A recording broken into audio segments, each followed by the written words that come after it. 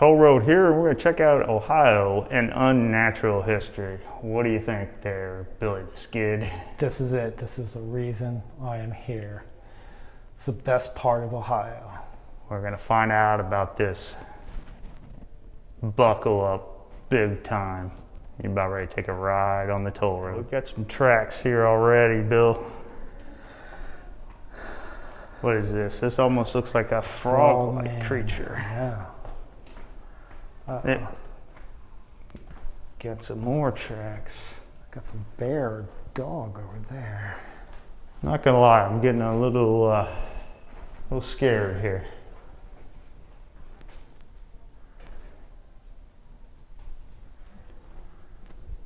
Okay, Bill, I'm seeing some scary stuff here.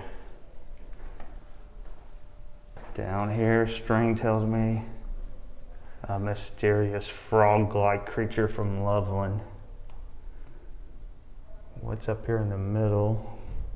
Project UFO, I knew it. Project Blue Book, coin incident. Big Mud Creek. Mothman, let's see. Let's follow these tracks, see what we got here. Nature of the paranormal. What is South Bay Bessie? Oh, yes. The Lake Erie monster. Now this one's obviously real. Look at these pictures here. Oh, yeah.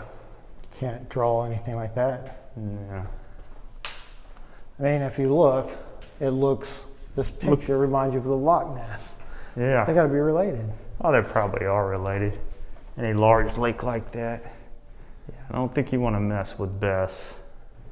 Looks like part crocodile and part just really bad. Now, how familiar are you with the ancient theory of the Pukwudgies? Not from Indian lore, but from Dungeons and Dragons. We ran into them a lot. This looks, one, what an archer. Two, say you get in a fight with this guy, you really want to mess with these quills on his back? Nope. You can use the quills as shots for you. Now here's a life-size version of him here, just so you can see how big he is. He's not that big, looking down on him, but he'll tear you up. Plus they're magic. They can put spells on you too. About 3 foot tall. Now I'm not familiar with the legend of the Melonheads, Lake County, in the towns of Kirkland and Chardon near Lake Erie. People have claimed to see bizarre, childlike creatures with bulbous, large head, known as the Melonheads.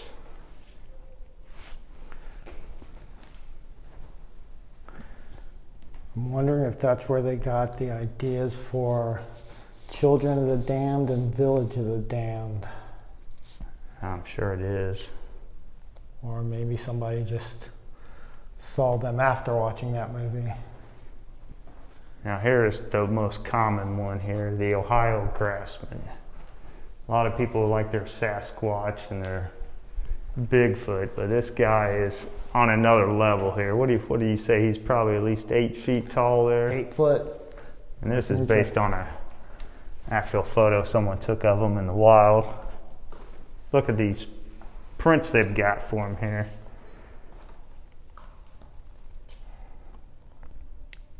Created by Dan Chudzinski. I mean, bronze cast, or resin cast, plaster of Paris cast. No denying it, man. No, the Grassman, there's so many sightings of this guy. Obviously real. Now here's a professional Bigfoot hunter, Stacy Brown Jr., and he won $1,000. $100,000. Yeah, $100,000 grant. So any of you people out there want to become Bigfoot hunters, best place to start is the Ohio Craftsman. His only really natural enemy, I think, is a John Deere lawnmower. Yep, gets rid of his hiding spots.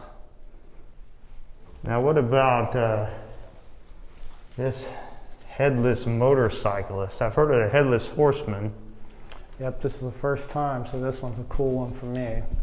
So in Elmore, Ohio, there was a legend of a boyfriend who returned home from World War I to surprise his girlfriend, and only discovered that she wasn't very faithful to him. Cheated on the lad. In his rage, he sped off on his motorcycle. They called them motorcycles back then instead of motorcycles. Wow. Into the foggy night, missed a turn, and was decapitated by a bridge guardrail. Now, according to the legend, if you drive to the bridge near Elmore, which I think we're going to have to do now, by the way. Sounds like a plan. So stay tuned for that video. On the anniversary of the motorcycle's death on March 21st, mark your calendars and blink your lights and honk your horn. A spectral headlight that has come to be known as Spook Light will appear and reenact the fateful event. Well, I say we're gonna have to do that one, March, huh? Now all I gotta do is figure out where Elmore, Ohio is. Apparently it's in the middle of a cornfield. That's what Master Google's for. Yes, Master Google. This one here, The Dogman. Man of Defiance. It's like kind of a werewolf-looking creature. Bill, what's the history of this guy here? Well, for this, people just spot him. There's nothing really too much, but we can see what this says. After 1 a.m. in late July, Ted Davis was working on rail cars at the Norfolk and Western Railroad Yard on the south side of Defiance, Ohio. When he looked up, Davis was startled to see a hairy canine-like creature wearing human clothing. Human clothing? Wow. This guy's naked here. Yeah, standing upright and wielding a stick. Like these claws aren't good enough. Yeah, can you imagine a guy, look at his size. Stand next to this guy so we can get the size of this guy. The claws. Oh, look at this claw, man. The it's teeth. Just like, yeah. And he gets a stick and beats you. He uses weapons. That's kind of fighting dirty if you ask me. And it says it wasn't the first time somebody had seen the werewolf-like creature. So it's obviously real. The canine man reported to wield a 2x4. Not only is it a stick, it's a 2x4, man. He's going to take you out. Yeah, this Man of Defiance is... I'm not even going to Defiance, I'm not going to lie. I ain't scared of no ghost. Now, I've been to Loveland recently. Those of you who might have seen the Loveland Castle video, I didn't realize that I was really risking my life because there is a Frogman of Loveland. And you see here, supposedly he's got the shiny eyes, and they see him in the little bog there. Kind of a creature of the Black Lagoon type creature. The origins of the Loveland Frog, or Frogman, are vague and murky, much like his living quarters. And its evolution over the last 50 years is a prime example of how fluid urban legends can be. So when is the last sighting of this guy? Probably a couple of weeks ago. 1972, they had an iguana body they saw on him. They have a Loveland Frog music festival in 2017, and they even have his own bluegrass musical called Hot Damn, It's a Loveland Frog. I've got to see that of all the bluegrass musicals I'd like to see, That's got to be it. that's it. Hot Damn, It's a Loveland Frog. We're looking that up on the way. But you passed. What I miss? You passed the Gorephanage. Ooh, the Gorephanage. Forget this Gorephanage. Gorephanage. Gorephanage has a much better ring. That's what everybody should refer to it as now. So now the legend of the Gorephanage, located on Gorephanage Road near Vermilion, is one of Ohio's most famous ghost stories. The legend tells of an orphanage in the mid-1800s that was a site of tragic fire that killed all the children living in the building. That is terrible.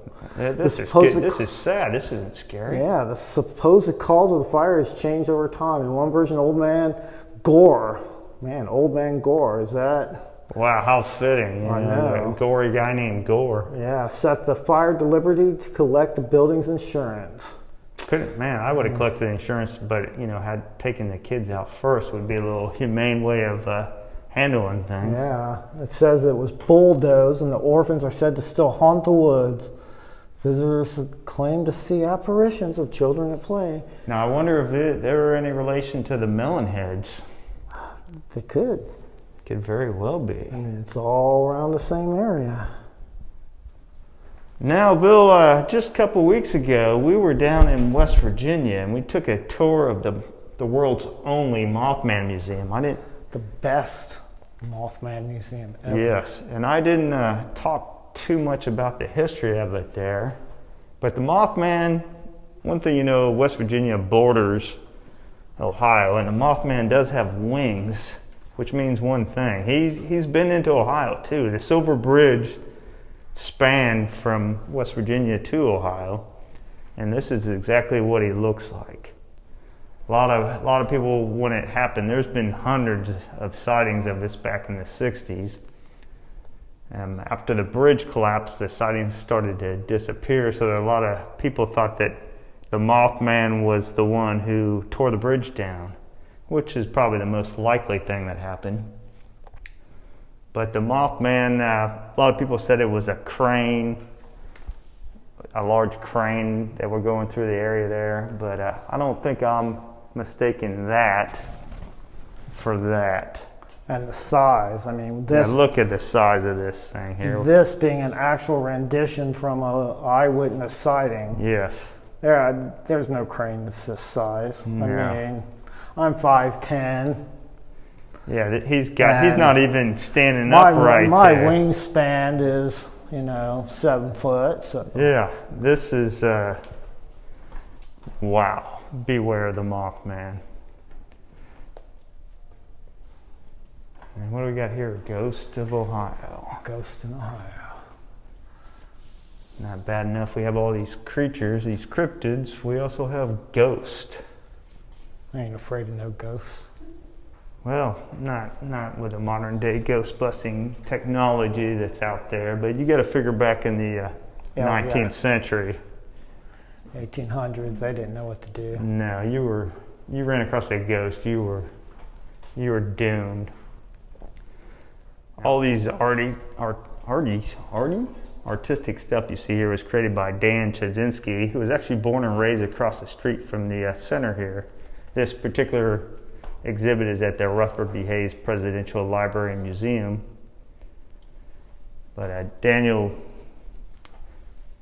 Chudzinski, I say that 3 times fast. He had a lot of history with taxidermy and zoology. I guess he did some work at Findlay University, I believe. If I read this before I talked to you, I could probably sound a little more intelligent on this, but why start now? But anybody interested in this, Dan's art and adventures can be followed at Dan Chudzinski Studio on Facebook and Instagram. What is this here? Mandrake monster? Oh, the flea flicker. And a hallowed horn. Yeah, I don't know what these are, but they're pretty cool. Just regular sculptures. I think it's just stuff he created. Yeah. Remind me to buy this. What is this? Hidden Ohio Mapping Guide. It looks like it shows all these different cool places. Now, but we found some lesser known cryptids of Ohio, like the web-footed death rat and the octokeet, half octopus, half parakeet. That's going to be my nightmares tonight, man. Oh, yeah. Flying octopus land on my And this one name is Bob. Bob apparently vomits on you. Looks kind of like a cross between a werewolf and a unicorn, maybe? Yeah, barfing Pegasus. Yeah. And then here's got to be a kid that saw the Dogman. I mean, That's pretty good replica. This kid probably saw that in real life. Oh man, this poor kid's been visited by aliens. Oh wow. You can see there's probably a body part too. Yeah. What else do we have here? Oh, look at this, is one of the most feared ones out there, my stepdad, Craig. The first sighting of my stepdad, Craig, was probably just a few years ago. I think, let me look it up, 2017. And then here's Junebug. Oh man, yeah, besides Junebug. What's under Junebug? Whoa, what is that? Maumee River Siren. Wow, Oh, wow. It eats through its gut. That saves a lot of wear and tear on the esophagus, I have found out. Oh, here's the chair monster. Oh, the chair monster. I wouldn't want to run across that. I know, I don't want to sit down, man. No, That yeah, looks like that would hurt. Yeah, it's kind of like a Venus flytrap for people sitting down, I'd say. There's, what do we got here? Ohio water dragon. The Alderram, she was killed by her boyfriend in 1803, which just happens to be the year Ohio became a state. Yeah. And she now haunts her childhood home. Carlos has a false eye. He's got a glass eye monster. He looks kind of like a deer, porcupine, Bigfoot type creature. Could be a Wendigo-ish kind of creature. Maybe it is a Wendigo. And the Grassman. You must have seen it. Must be We local. got a few more cryptids over here. Yeah. What's this one? The slender snouted grumpus. Yeah, I gotta make sure I don't run into it. It That's looks pretty grumpy. better than what my iPhone could take. Yeah, what is this here? Domesticus? Oh man. Oh, feline serpentis domestic. Well, it's domesticated, so it's more like a pet. It's kind of evolved over the year to be more friendly. But still, let's send it to sci-fi and they can turn it into And then a movie. this is the eyeless quill monster. Ooh, that's pretty scary. Here's the headless arm. Holy crap, man. And it's headless and it's an arm. That's... Just come at you. I Wouldn't even note it. Oh, and this is kind of like a unicorn, but it's an octopus, known better as Norm. Norm the unicorn octopus. And it's gonna trick you because it's got that smile on its face. Oh and it's yeah, it gonna looks eat like you. something, hey, you invited to your Hey, come on birthday over. party. Hey, you want some cake and ice cream? Blah! Here's Deadeye. And finally, Octofur. Oh man, it's gonna think it's some like fuzzy creature to pet, and then this arm tentacles is gonna crush you. I hope someday they can domesticate the Octofurs. Those would make good pets. Yeah, clean up all the rats and the. Hope you enjoyed this visit to a different part of Ohio. And who knows where the toll road will lead to next.